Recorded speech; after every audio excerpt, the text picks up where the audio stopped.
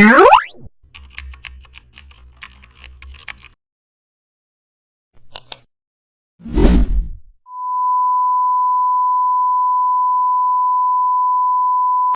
difference between an average design and a cinematic masterpiece is simply how well the sky integrates with the environment.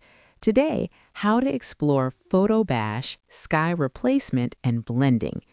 Open Adobe Photoshop and create a new canvas around 3600 by 2000 pixels to keep a wide cinematic layout.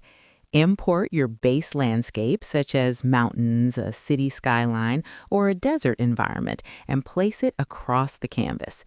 Now, drag in a dramatic sky image with clouds or sunset colors and position it above the horizon.